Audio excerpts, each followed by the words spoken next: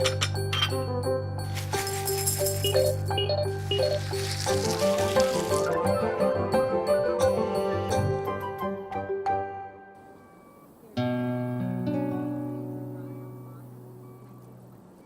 2008, the world experienced what has been referred to as a perfect storm of both natural and human events.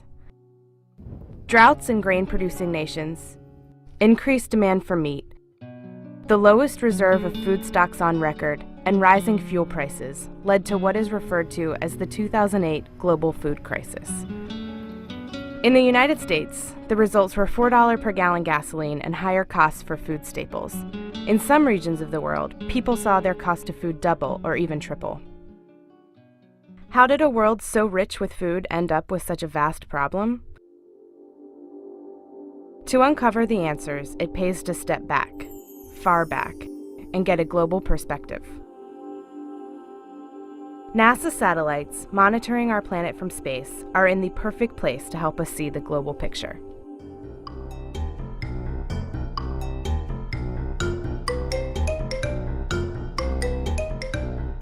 Agriculture, the process of growing food and fuel, is usually far more complex than simply growing something and getting it to market. Because it's an integrated system now and we have to tie markets, economies, food aid, political issues, and yes, making sure we have a stable economy and we have enough food to eat here. All those things tied together require us to have a very good system of being able to monitor crops and food supply. When you bring together all the actors, the people in the local communities, the national governments, the international actors, all the NGOs, and you bring them into a room, the thing that everyone can really agree on the most is the remote sensing derived production information.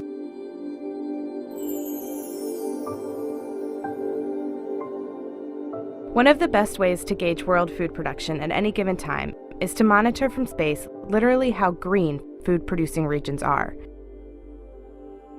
By looking at the greenness of a particular area, scientists are able to tell how much photosynthesis is occurring, therefore providing an indicator of how lucrative the harvest will be. So if you look at the terabytes of data that come out of the sky every day, the most commonly used index is the vegetation index. This indicator, developed in the late 1970s by Dr. Compton Tucker and his team at the NASA Goddard Space Flight Center, is the Normalized Difference Vegetation Index, or NDVI. When you have these data, you also are able to look at where you have better conditions for plant growth and worse conditions, and this is where these data become really useful to look at agricultural production, agricultural shortfalls, because you have this history over many years, and you know these were good years, these were bad years, the present year is somewhere in between, so on and so forth. It's a really interesting indicator because it lets us see the health and the productivity of plants at a wide variety of scales. What it does is it opens up to all those decision makers who have to make decisions about their crops now. They can be now serviced a lot better with this new real-time system.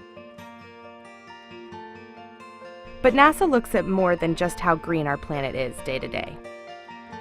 In the remaining 5 episodes of this video series, we will examine in depth how remote sensing satellite data gives us a clearer picture of how our fragile natural resources, such as rainforests, are being affected by changing agricultural practices. How communities facing disaster, famine, or human strife may be able to get access to food. How precious water resources are being used around the world. And even how our changing climate might alter the future of food in the wake of the recent crisis. By using satellites to better understand how agriculture works today, we're better prepared to face the challenges of climate change and increasing population sizes to ensure the world has food on the table tomorrow.